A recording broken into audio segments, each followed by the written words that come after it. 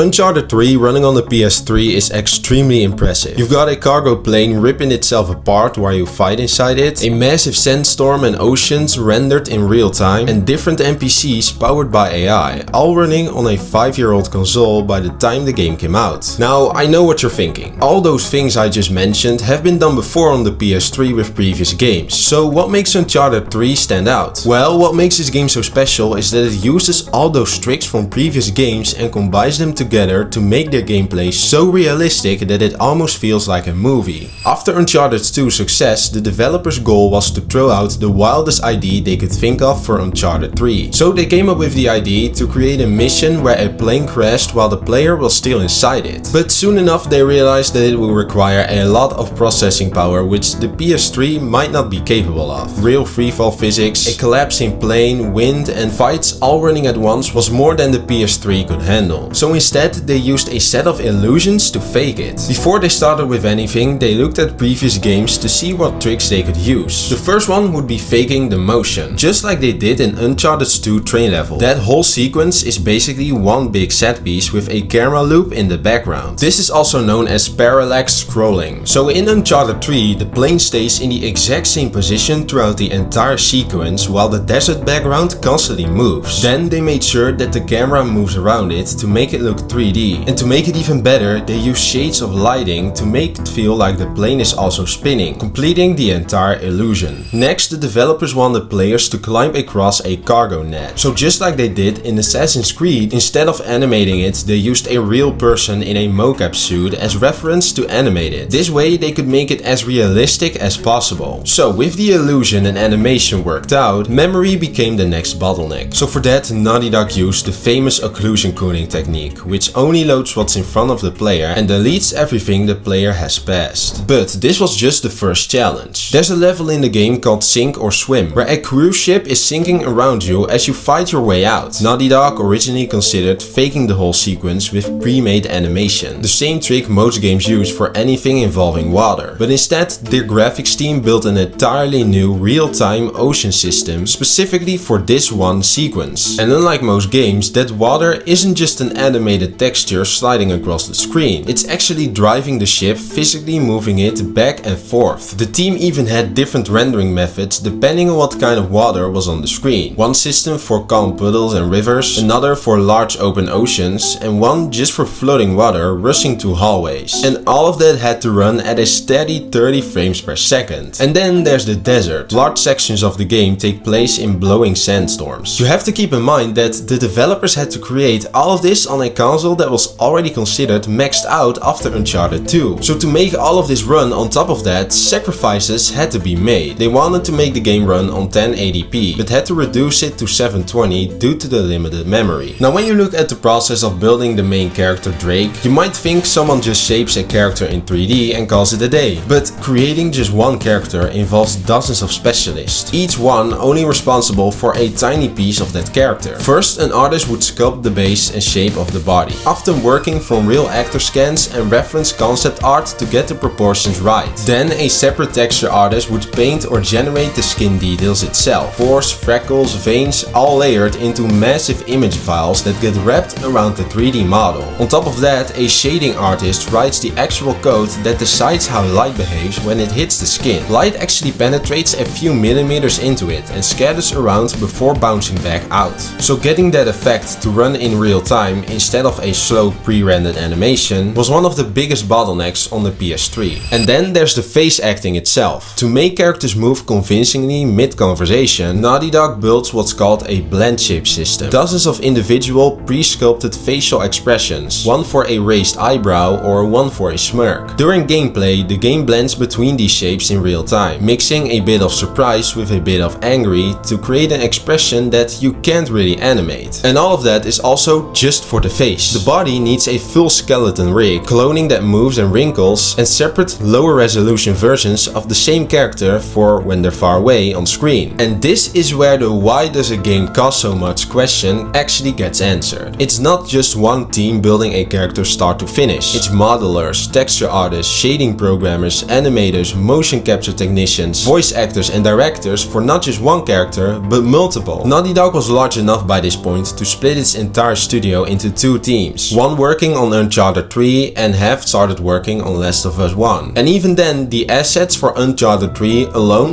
reportedly added up to over 24 terabytes. That's the output of hundreds of specialized people working for years, which is exactly why AAA games this detailed often cost tens of millions of dollars to make. But since the developers only had 2 years to create this game, the clock was ticking and time was short. Creative director Amy Hennig talked about the brutal work hours she had to endure, stating she never worked less than 80 hours a week. In a separate interview, she even stated that it was the hardest thing in the industry she had ever done. Now, I know what you're thinking. This is one of those things that sound like it could be an easy fix. Why don't they just not announce a date and take the time to build the game? Which theoretically is possible, but it's a lot more complicated than you think. Former Naughty Dog developer Benson Russell, who worked on Uncharted and the first Last of Us, said crunch, which basically means overwork every day, eventually became a policy. This isn't something we're trying to fix. It's the way we're doing business here. And if you don't like it, the door's open. This is said by one of the leads at Naughty Dog. And since it's a policy, employees don't really have a say in this. On top of that, Naughty Dog president Evan Wells has admitted that announcing Uncharted 3 release date the same day they revealed the game was a big mistake, because it made the deadline unmovable regardless of how production went. Once a date is public and tied to retail, marketing and a publisher's calendar, taking your time isn't really on the table anymore. And nowadays, crunch has become a normal standard for almost every game studio. And when you think about it, these studios have no other choice than to operate this way. The more games you release and the faster they come, the more money you make as a studio. Smaller studios can get away with taking their time, but as a AAA game studio, unless you're making the biggest game ever, you can't just leave your fans waiting for years. And on top of that, development is unpredictable. If animators finish on time, but voice actors are still behind, the entire process starts to become a mess. But all of the hard work was worth it. The game launched in 2011 and sold 3.8 copies on its first day, 36 million in its first week, and 93 million in total, making it the best-selling game of the trilogy. Uncharted 3 taught Naughty Dog exactly how far the PS3 could be pushed before it broke, and all of that knowledge got carried straight into The Last of Us 1 and eventually The Last of Us 2 on the PS4. So if you like to see how they did that, you can watch these videos too. Naughty Dog had to go through a lot of challenges with these games. Now that's it for today's video. If you enjoyed it, then be sure to like this video and also subscribe to my channel to see more. And let me know in the comments down below which game you'd like to see pushing a console next. Now thanks for watching and I'll see you guys in the next one.